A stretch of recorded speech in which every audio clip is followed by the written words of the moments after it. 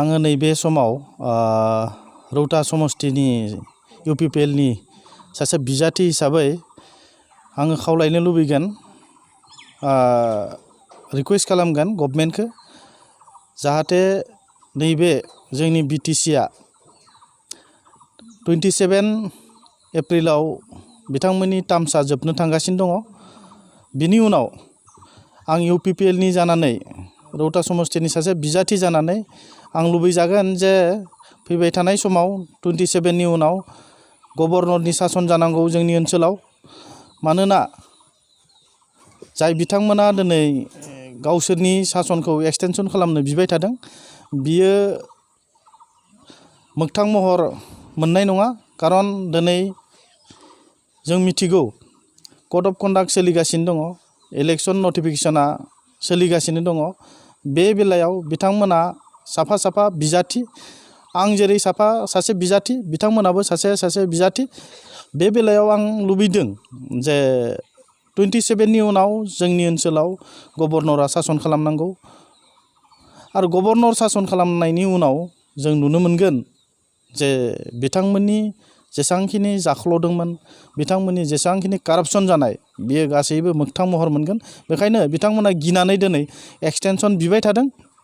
जों आसाम गभर्नमेन्टखौ, भारत गभर्नमेन्टखौ आरो गभर्नरखौ खावलायदों आरो बिथांमोनखौ जों बुंदों जे नोंथाङा गभर्नरा जोंनि बे BTCखौ 27नि उनाव सालायनांगौ। आरो सालायखांनायनि उनाव नोंथांमोना रायजो राजाफोरा नुनो मोनगोन जे फैबाय थानाय समाव जोंनि ओनसोलाव मोनसे कारापसन फ्रि मोनसे गभर्नमेन्ट जानो थांगासिनो दङ। जाय गभर्नमेन्टखौ जोङो UPPLआ सासन खालामगोन। आरो इलेक्सनाव जोङो फैबाय थानाय समाव BTRनि इलेक्सनाव जोङो UPPLआ देरहानाया रोखा जाबाय।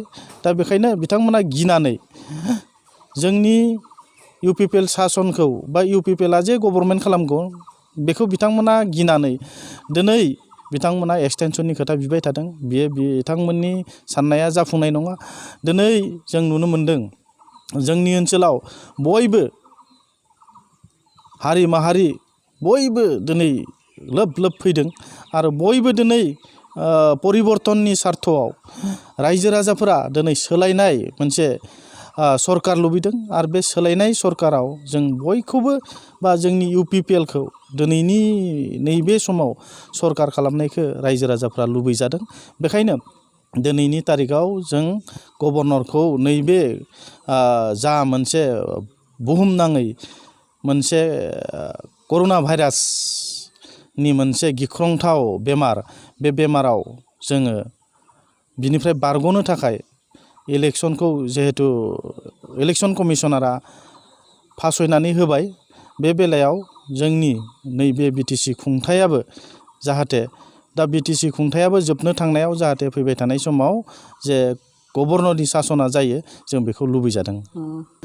ल'आ बयनिबो थाखाय, बिथांमोननि नोजोराव बिथांमोना बुंदों जोंनि थाखाय, जोंनि नोजोराव जों बुंदों जे जोंबो जा रुल्स एन्ड रेगुलेसन बेखौ नायजोबनानै नुबाय। आरो बेखायनो दिनैनि नैबे मोनसे गिख्रंथाव जाथायाव, कर'ना भाइरासनि मोनसे गिख्रंथाव मोनसे जाथायाव जाहाथे इलेक्सन फाथिनाया एसे उसुबिदा जादों। बे बेलायाव जोङो लुबैदों गभर्नरा सासन खालामथों। गभर्नरा सासन खालामनायनि उनाव जों नुनो मोनगोन जे जोंनि ओनसोलाव मोजां मोनसे सासन बेबस्थाया फैगोन। बेखायनो बिथाङा जिखि बुङा मानो, बिथांमोना बिथांमोननि लुबैनायखौ दिनै बुंदों। बेहाय बुंनायनि बयहाबो अधिकार दङ, बुंनायनि बयबो मोन्थाय दङ। दा बेखायनो दिनै बिथांमोना बुंदों, खिन्थु बिथांमोननि बुंनाया मोगथां महर मोननाय नङा। दिनै गभर्नरा 27नि उनावनो जोंनि BTCखौ सालायगोन, बियो रोखा जाबाय।